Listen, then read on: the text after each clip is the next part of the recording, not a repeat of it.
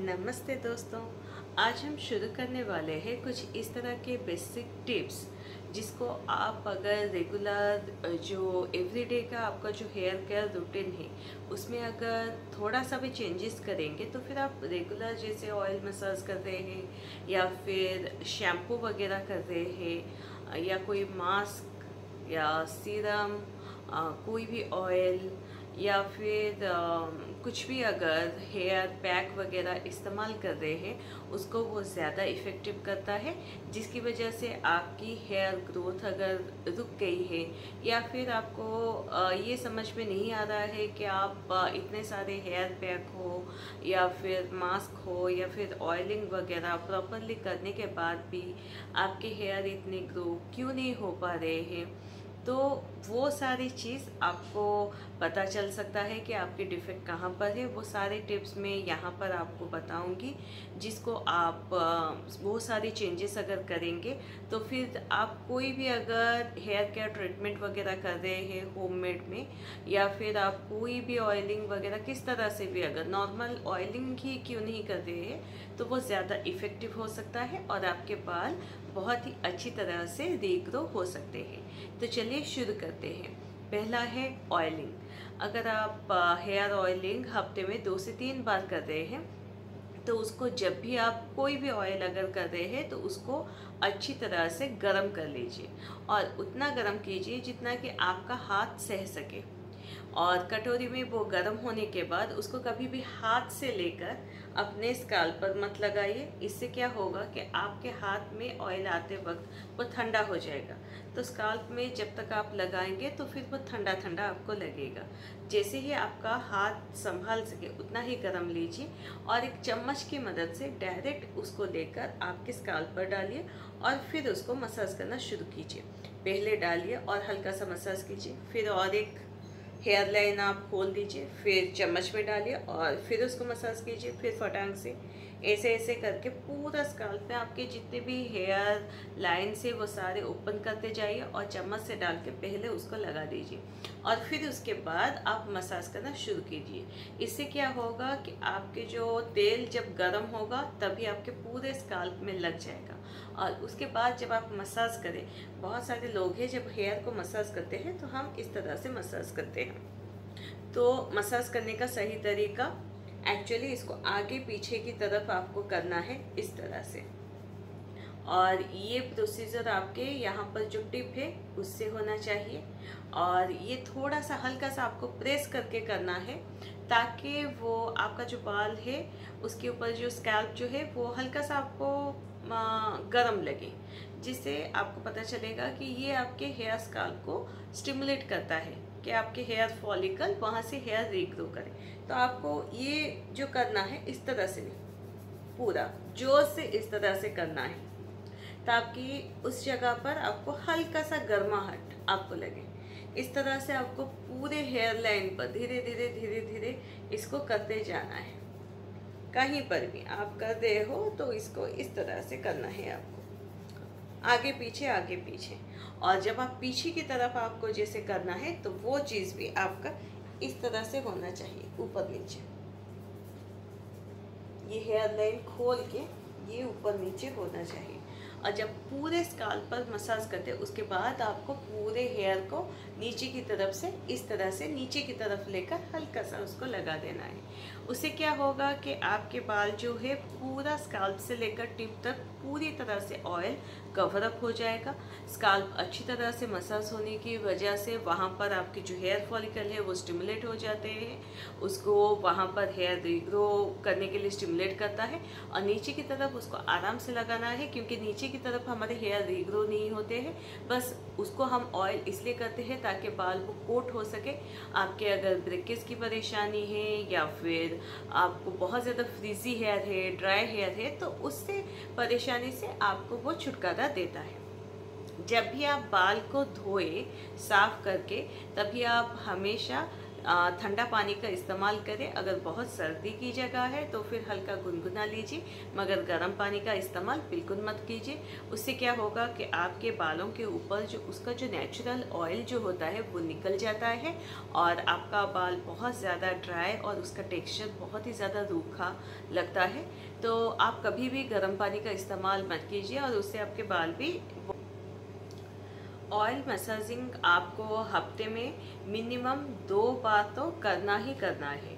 अगर आपको टाइम नहीं है तो फिर आप वीकेंड में लगातार भी सैटरडे संडे भी कर सकते हैं। जैसे आपने फ्राइडे रात में कर लिया और सैटरडे बाल को वॉश कर लिया, फिर और एक बार सैटरडे करके फिर संडे कर सकते हैं, या फिर ऑयल के ऊपर ऑयल ही मसाज कर सकते हैं। जैसे फ्राइडे कर लिया, पूरा दिन भर रहा, अगले दिन भी वही मसाज किया और संडे को एक ही बार आपने साफ कर लिया।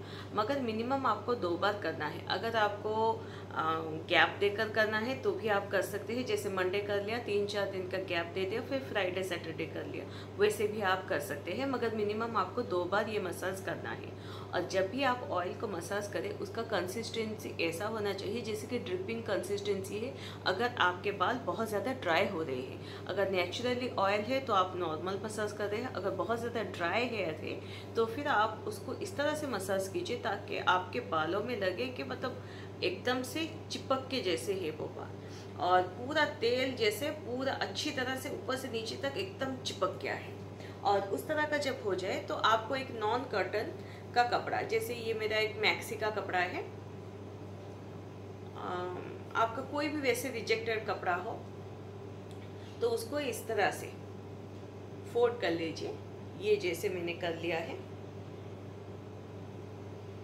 और इसको अपने बालों के ऊपर इस तरह से कवर कर लीजिए और अच्छी तरह से यहाँ से नीचे की तरफ बालों को सारे कवर अप करके इसको बांध लीजिए। और इसी तरह से रख के आपको पूरा 10 से 12 घंटे रखना है। और इस तरह से करने से आपका जो ऑयल है, ये कपड़ा कॉटन नहीं होना चाहिए। अगर कॉटन होगा तो फिर तेल उसमें सोख करके नीचे की तरफ आ जाएगा।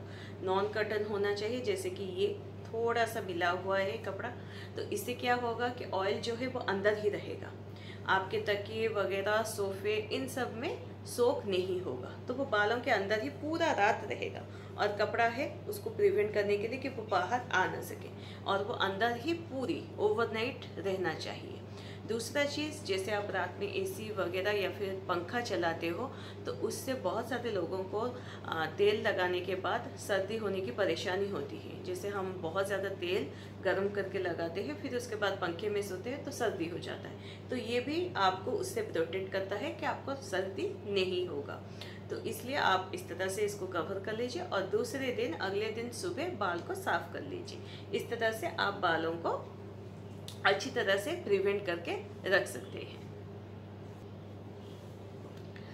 अब शुरू करते हैं कि बाल आपको किस तरह से और कैसे साफ़ वगैरह करना है। ये तो हो गया ऑयलिंग पार्ट का। जैसे आप साफ़ कर रहे हैं तो फिर आप शैम्पू जो है वो SLS फ्री होना चाहिए, और जो कंडीशनर है वो पैराबेन फ्री होना चाहिए। जितना आप केमिकल फ्री वाला शैम्पू और कंडीशनर यूज़ करेंगे, केमिकल वाले शैम्पू आपके बालों पर इफ़ेक्ट तो बहुत अच्छा दिखाता है। जैसे आप स्मूथनिंग शैम्पू ले रहे हैं या फिर एंटी फ्रीज वाला ले रहे हैं तो वो इमीडिएट इफ़ेक्ट दिखाता है, मगर लॉन्ग टर्म यूज़ में वो आपके हेयर फॉल भी करता है, आपके बाल को ज़्यादा से ज़्यादा ख़राब, पतला और ऐसे सारी परेशानियाँ फिर शुरू हो जाती है। मगर जो आप SLS और पैराबेन फ्री वाले शैम्पू और कंडीशनर यूज़ करते हैं उसका इफ़ेक्ट स्लोली आपको दिखाई देगा, मगर वो बालों को हार्म नहीं करता है। और आप SLS फ्री वाले जो शैम्पू जो है अगर आप चेंज करना चाहें, आजकल बहुत सारे मार्केट में अवेलेबल है, अगर आप चेंज करना चाहें, अगर आप चेंज कर रहे हैं तो उसमें भी आपके जो हेयर फॉल जो होना चाहिए जैसे शैम्पू चेंज करने से होता है वो भी बहुत ही मिनिमम होता है। मगर अगर आप केमिकल वाले शैम्पू यूज़ करेंगे, अगर आप कोई भी शैम्पू चेंज कर रहे हैं तो फिर आपका जो हेयर फॉल जो होता है फिर उसके साथ एक्वेंटेड होने में टाइम लगता है और उसमें आपके बाल बहुत सारे झड़ जाते हैं। और जब भी आप बालों को साफ़ करें तब आपको बाल साफ़ करने के बाद, जैसे गीला है, टॉवल ड्राई होना चाहिए।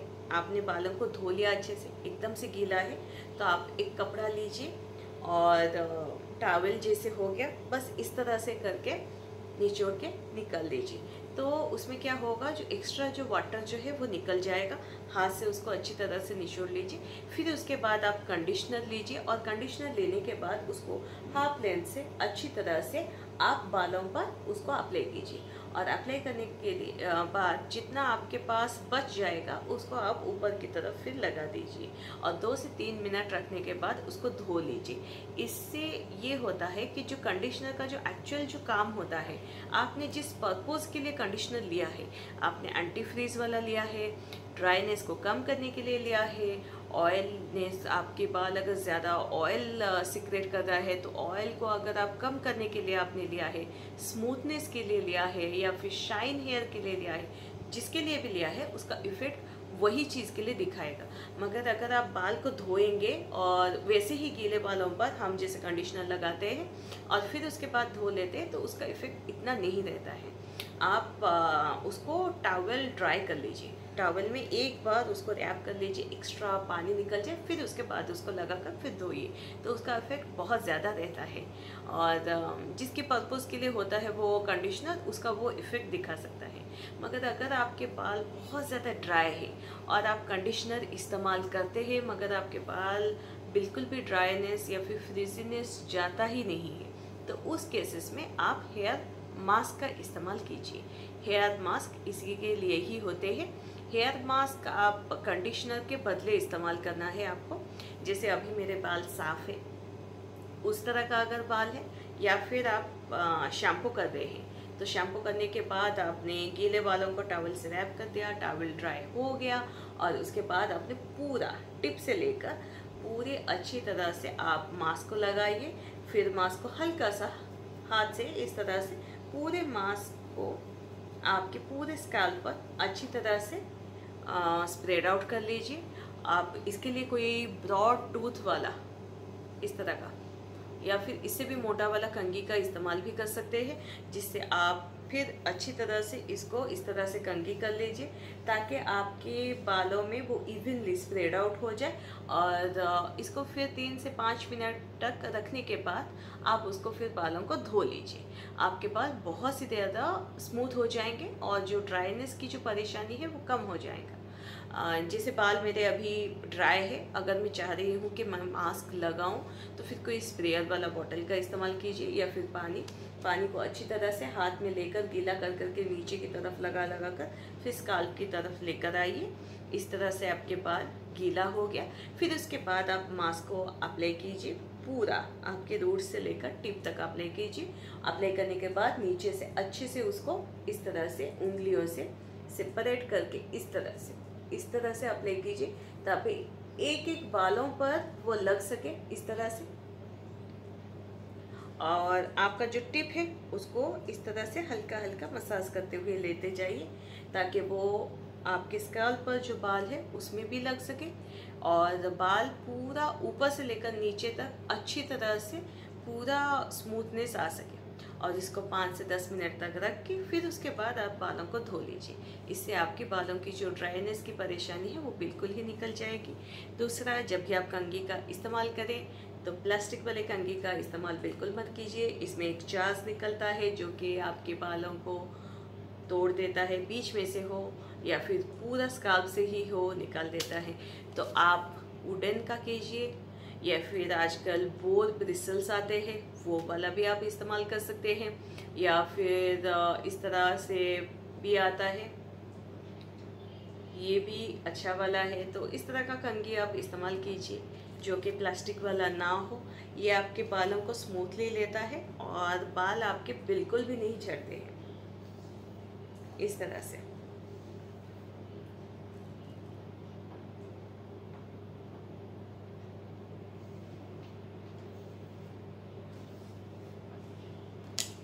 अब बाल साफ़ करने के बाद जब भी आपके बाल आप रैप करके बाहर आ जाओ, वो टॉवल ड्राई है, तभी आप कोई अच्छा वाला एक सीरम का इस्तेमाल कीजिए जिसमें से आपके हेयर लेंथ जितना भी है उसके हिसाब से आप 3 से 4 ड्रॉप लीजिए। मेरे लिए 3 ड्रॉप सही है इतने लेंथ के लिए। अगर आपका लेंथ ज़्यादा है तो फिर आप ज़्यादा वाला इस्तेमाल करो, तो वो वाला आप लेकर आपके हाफ लेंथ से आपको इसके स्काल्प पर इस्तेमाल नहीं करना है। हाफ लेंथ से ही इस्तेमाल करना है। और उसको हाथ के पाम पर लीजिए, अच्छी तरह से दोनों हाथों पर मसाज इस तरह से कर लीजिए, जैसे इस तरह से, ताकि वो दोनों पाम पर अप्लाई हो जाए। फिर उसके बाद हाफ लेंथ से उसको इस तरह से, वैसे ही टॉवल ड्राई हेयर में ही आपको लगाना है, दोनों तरफ। आपके जितने भी लेंथ है आपको नीचे तक लगाना है। इससे होता है कि जिनको स्प्लिट एंड्स की परेशानी है या फिर जिनके बाल आधे से टूट जाते हैं, ब्रिकेज की परेशानी है, वो चीज़ें नहीं होता है। और नीचे की तरफ ये आपके हेयर को, जो आपके नीचे के हेयर है वो आपके कपड़ों पर खींचते हैं, धूप सबसे ज़्यादा लगता है और धूल मिट्टी ये सब नीचे की तरफ ज़्यादा होता है। तो ये सारी चीज़ से वो आपको प्रोटेक्ट करता है। तो एक सीरम का इस्तेमाल कीजिए, और सीरम कभी भी स्काल्प में नहीं लगाना चाहिए, वरना आपके बाल एकदम से चिपचिपे होकर बालों के स्काल्प के ऊपर ही इस तरह से पूरा रह जाते हैं। तो वो आपको इस्तेमाल नहीं करना है। अगर आपके बाल बहुत ज़्यादा टूट रहे हैं तो आपके जो हीटिंग टूल्स है, जैसे स्ट्रेटनिंग हो गया, कर्लर वगैरह हो गए, हेयर ब्रश हो गए, तो ये सारे जो हॉट टूल्स है वो सारे आपको इस्तेमाल करना बंद करना है। अगर नहीं कर पा रहे हैं, आपको इस्तेमाल करने की आदत है, तो फिर एक हीट रेजिस्टेंट वाला सीरम अच्छा वाला एक इस्तेमाल करके फिर उसके बाद आप हीट वाले जो टूल्स है वो सारे इस्तेमाल कर सकते हैं। तीसरा है, बहुत सारे लोग हेयर वॉल्यूमाइजिंग प्रोडक्ट्स इस्तेमाल करते हैं। तो वो सारे जो प्रोडक्ट्स जो होते हैं वो आपको स्काल्प पर आपको स्प्रे करना होता है, और फिर उसके बाद आपके बालों को उल्टा करके बालों को अच्छी तरह से इस तरह से मसाज कर देना होता है, ताकि वो इवनली स्प्रेड हो जाता है। आपका जो स्काल्प है उसमें स्प्रेड आउट होने के बाद उसको बालों को फिर वो पीछे की तरफ लेकर फिर कंघी कर लेते हैं, तो वो बहुत ज़्यादा वॉल्यूम कर देता है। मगर ये सारी चीज़ तो होते हैं, ये आपके स्काल्प को ब्लॉक कर देता है, क्योंकि उसके जो रेसिड्यू जो होते हैं वो आपके स्काल्प के ऊपर जम जाते हैं, जो कि अच्छी तरह से अगर आप नहीं निकाल रहे हैं तो फिर वो आपके स्काल्प को ब्लॉक करने की वजह से जो हेयर फॉलिकल है, जो हेयर निकलना है, वो निकल नहीं पाता है, और बहुत ज़्यादा झड़ना भी शुरू हो जाता है। डर्ट वगैरह अगर आपके बालों पर जमेगा तो फिर आपके बाल बहुत ज़्यादा ही झड़ेंगे। तो ये सारी चीज़ आपको इस्तेमाल नहीं करना है। जब भी आप बालों को अच्छी तरह से ऑयलिंग करें तभी आप शैम्पू का इस्तेमाल करें, क्योंकि वो ऑयल निकलता नहीं है। मगर जब भी आप ऑयल को इस्तेमाल करें अच्छे से उसको लेदर होने के लिए दें, ताकि आपके जो स्काल्प के ऊपर जो ऑयल की वजह से जितने भी डर्ट वगैरह कुछ भी अगर जम गया हो तो वो अच्छी तरह से क्लीन हो जाए और आपका स्काल्प एकदम से क्लीन रहे, ताकि आप जब भी कोई सीरम वगैरह या फिर मास्क या फिर पैक उसके बाद अगर इस्तेमाल कर रहे हैं तो अच्छे से पेनिट्रेट हो सके आपके बालों के अंदर। आपको कंघी जो है वो आपको दिन में 2 से 3 बार करना है, और बालों के ऊपर कंघी करने से आपके स्काल्प एक्सफोलिएट होते हैं। मगर कंघी हम सब इसी तरह से करके फिर छोड़ देते हैं। एक बार बालों को पूरी तरह से उल्टा कर लीजिए और पीछे से लेकर आगे तक इसको इस तरह से पूरा आपको कोम करना है। उससे क्या होता है, एक तो आपके जो स्काल्प का जो ब्लड सर्कुलेशन है वो बढ़ जाता है। नीचे की तरफ जैसे ही आप सर करते हो तो उससे आपके ब्लड जो है वो ऊपर की तरफ आपके जो स्काल्प की तरफ चले जाते हैं, जिससे कि बालों के जो फॉलिकल है उसको भी न्यूट्रिएंट्स मिलता है। तीसरा, कंघी करने की वजह से आपके स्काल्प में जो डर्ट वगैरह जो है वो एक्सफोलिएट हो जाते हैं, वो सारी चीज़ निकल जाते हैं। तो इस तरह से कंघी आपको दिन में एक बार ज़रूर ही करना है। सर को उल्टा कर लीजिए और इसको पीछे से आगे की तरफ अच्छी तरह से कंघी कर लीजिए। ये बहुत ही आसान है, मगर इसको करने से आपके बाल बहुत अच्छे से प्रमोट होकर बढ़ते हैं। और बाकी दिन जैसे बाल अभी मेरे साफ़ है, कुछ लोगों के बाल जैसे ऑयली है, 1-2 दिन के बाद उनके बाल ऑटोमेटिकली स्काल्प में एक ऑयल सिक्रेशन होता है, जिसकी वजह से बाल चिपक चिपक के पूरा ऊपर की तरफ चिपक जाते हैं, नीचे फ्रिजी की तरह हो जाते हैं। उस तरह के अगर आपको हो रही है परेशानी और आप बाल फिर तेल लगाकर साफ करने का टाइम नहीं है, तो फिर आप शैम्पू करके निकल जाते हो, कहीं बाहर जाना है, तो उस केसेस में आप शैम्पू ना करके घर का जो होममेड शैम्पू है उससे आप बाल को साफ कर सकते हैं, क्योंकि वो वाला जो ऑयल है वो इतना चिपचिपा नहीं होता है। जो हम बाहर से ऑयल अप्लाई करते हैं उसके लिए शैम्पू की ज़रूरत है।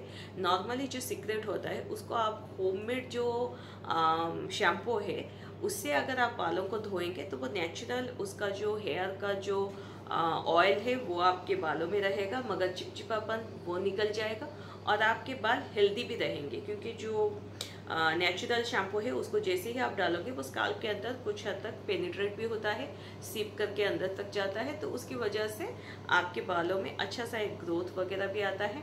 ये मैंने अपने बालों को साफ़ करने के बाद होममेड शैम्पू को अप्लाई किया था, जिसकी वजह से आप देख सकते हैं बालों में एक अच्छा सा शाइन आ रहा है। मैं आपको क्लोज आकर दिखा देती हूँ, ये आप देखिए।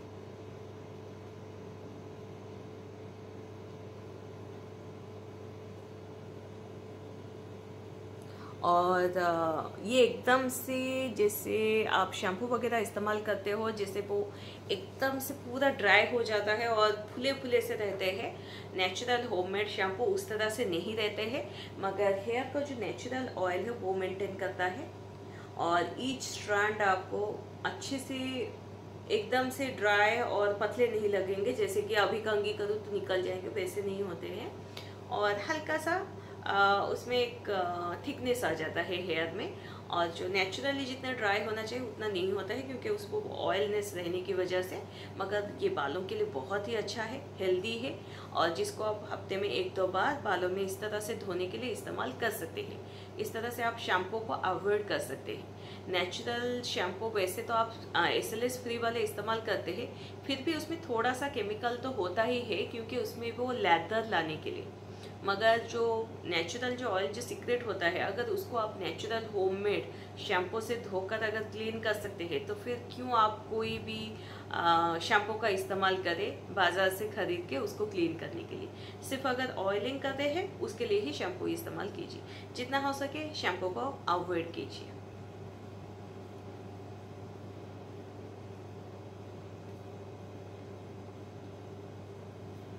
ये कौन सा वाला शैम्पू है जिसकी वजह से इतना अच्छा सा शाइनी आ गया है मेरे बालों पे, ये हम डिस्कस करेंगे नेक्स्ट हमारे वीडियो में। तो आप अपने बालों का जो टेक्सचर है, जो हेयर लाइन है, उसको तो आप बदल नहीं सकते हो। किसी का माथा आप देखोगे छोटा होता है, किसी का बड़ा होता है, किसी का हेयर लाइन स्ट्रक्चर इस तरह से होता है, मगर आपके जो बालों का जो टेक्सचर जो है उसको आप बदल सकते हो, जैसे आपके खान पान को बदल के। खान पान में आपको बहुत ज़्यादा प्रोटीन का इस्तेमाल आपको कुछ ज़्यादा ही करना होगा। प्रोटीन की मात्रा आपको बढ़ा देनी होगी। जैसे आप कोई भी दाल अगर खा रहे हो उसमें आपको प्रोटीन मिल जाती है, कोई भी दाल अगर खा रहे हो।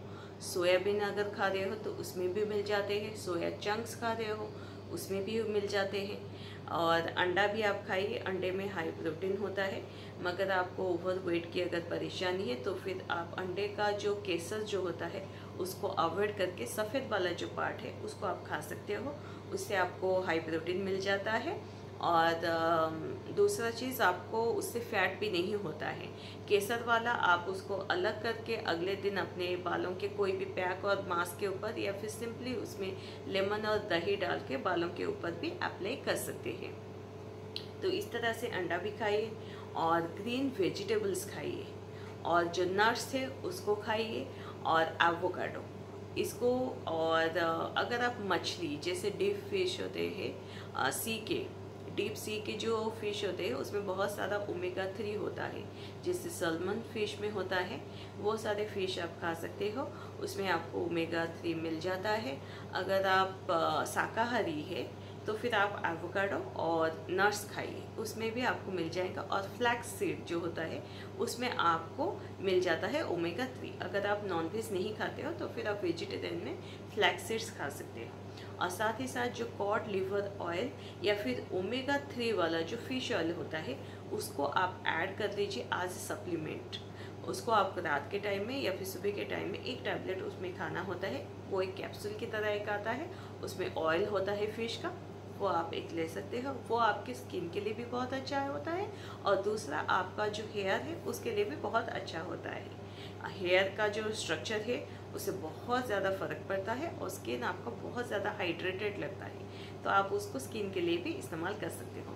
तो दोनों तरफ से काम देता है। फ़िश का जो ऑयल जो होता है वो आप कॉड लिवर का ले सकते हो या फिर जो ओमेगा 3 जो होता है डीप सी फिश का, वो भी आप ले सकते हैं।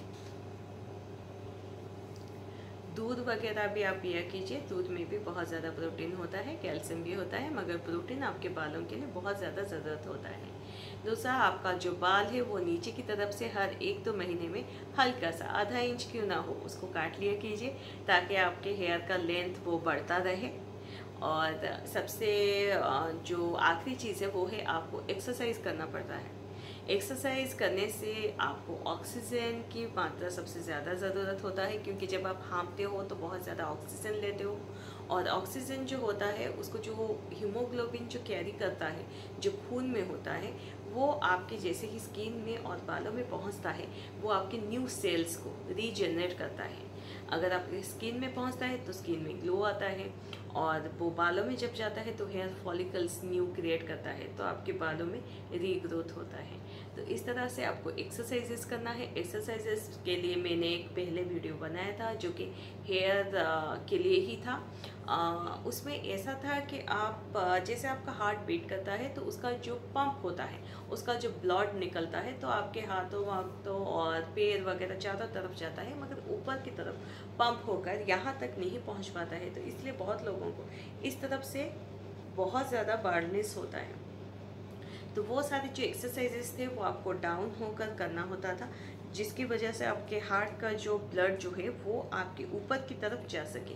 क्योंकि हम जो भी खाना खाते हैं उसका जो न्यूट्रिएंट्स होता है वो जूस की तरह निकल के खून में ही वो मिल जाता है, और जब भी खून हमारे चारों तरफ से आपकी पूरी जो नर्व्स वगैरह है उसमें जैसे ही खून आपके हाथों में, उंगलियों में, पैरों में जिस जगह पर जाता है वो जगह पर आपके न्यूट्रिएंट्स पहुंच जाता है। तो आपके बालों में पहुंचाने के लिए आपको वो एक्सरसाइजेस करने पड़ेंगे कि आपको नीचे की तरफ, हार्ट आपका नीचे की तरफ आधे से आपको बेंट होकर जितने भी झुकने वाले आसन हैं उसको करने से आपके जो ब्लड जो है जैसे ही आपके स्काल्प की तरफ जाएगा तो उसमें आपके सारे न्यूट्रिएंट्स भी पहुंच जाएंगे आपके बालों के फॉलिकल में, जो कि आपके बालों के रीग्रोथ के लिए बहुत ज़्यादा ज़रूरत है।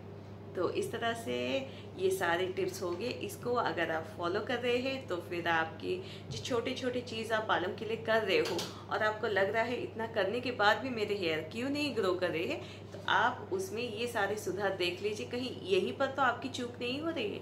अगर आप इसको सुधार कर अगर ठीक कर सकते हो तो फिर आपके बालों में रीग्रोथ बहुत जल्दी और अच्छे से हो सकता है।